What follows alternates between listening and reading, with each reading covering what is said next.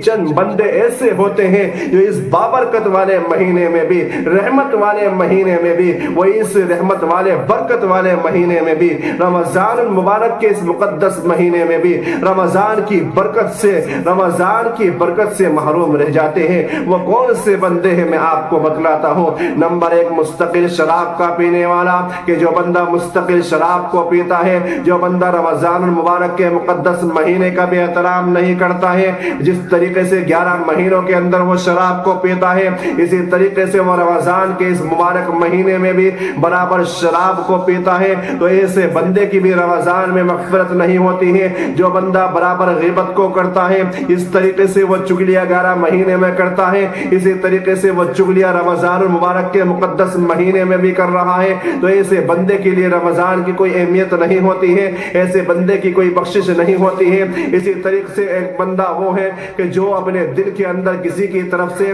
حسد، کینہ، کپٹ، بغض رکھتا ہے، ایسے بندے کی بھی رمضان میں مغفرت نہیں ہوتی ہے۔ اسی طریقے سے ایک بندہ وہ بھی ہے کہ جس کی رمضان المبارک میں مغفرت نہیں ہوتی ہے۔ وہ کون سا بندہ ہے؟ وہ بندہ وہ ہے کہ جب اپنے ماں باپ کی نافرمانی کرتا ہے، اپنے ماں باپ کے دل کو دکھاتا ہے، اپنے ماں باپ کو اپنے اوپر بوجھ سمجھتا ہے، اپنے ماں باپ کو ستاتا ہے، اپنے ماں باپ کو گالیاں دیتا ہے، وہ رمضان المبارک کے مقدس مہینے میں بھی اس کی مغفرت نہیں ہوتی ہے۔ اس طریقے سے ایک بندہ وہ بھی ہے کہ جس کی رمضان المبارک کے مقدس مہینے میں مغفرت نہیں ہوتی ہے۔ وہ کون سا بندہ ہے؟ وہ بندہ وہ ہے جو تکبر کے طور پر، گھمنڈ کے طور پر اپنی پیٹ کو، اپنے پائجامے کو ٹخنے سے نیچے لٹکاتا ہے۔ تو یہ 4-5 بندے ایسے ہیں کہ جن کی اس مبارک مہینے میں، مقدس مہینے میں بھی مغفرت نہیں ہوتی ہے۔ اس لیے میرے محترم بزرگوں، نوجوانوں اور محترم ناظرین، آپ جب بھی رمضان المبارک کا مقدس مہینہ پائے، رمضان المبارک کے مقدس مہینے میں